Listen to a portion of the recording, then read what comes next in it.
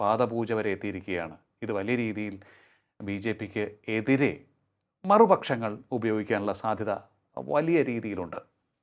അത് ആദ്യം നമുക്ക് അങ്ങനെ തോന്നുമെങ്കിലും പലപ്പോഴും അങ്ങനെ അല്ല സംഭവിക്കുന്നതെന്നുള്ളതാണ് BJPയുടെ പല നീക്കങ്ങളും നടത്തിയതിൽ നിന്ന് നമുക്ക് മനസ്സിലായിട്ടുള്ളത്. നമ്മൾ ശിലാന്യാസം രാമജന്മഭൂമിയിൽ തുടങ്ങിയപ്പോൾ നമ്മളെല്ലാവരും അതിനെ പുച്ഛിച്ചു. ഇനിയിപ്പോൾ അവിടെ കൊണ്ടുപോയി ഈ കല്ല് വെച്ചിട്ട് ഇപ്പോൾ എന്ത് ചെയ്യാൻ പോകണു, ഇന്ത്യ മുഴുവൻ ഇപ്പോൾ ഒരു വിപ്ലവം ഉണ്ടായിക്കളയുമെന്ന് നമ്മൾ വിചാരിച്ചു. പക്ഷേ അതിന് വിരുദ്ധമായാണ് അതിൻ്റെ രഥയാത്ര നടത്തിയ അദ്വാനിയെ പോലും ഞെട്ടിച്ചളഞ്ഞു. ജനങ്ങൾ ആവേശപൂർവ്വം ആ പ്രൊസഷനെ, രഥയാത്രയെ സ്വീകരിക്കുന്നതാണ് നമ്മൾ കണ്ടത്, അല്ലേ? ഇതുപോലത്തെ ചില തന്ത്രങ്ങൾ BJP എക്കാലത്തും പയറ്റാറുണ്ട്.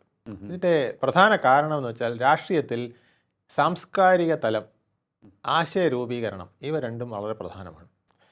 ആശയങ്ങൾ രൂപീകരിക്കുമ്പോൾ അത് സ്വന്തം മണ്ണിൽ നിന്നാവണം എന്ന് വളരെ ദൃഢതയുള്ളൊരു പാർട്ടിയാണ് BJP.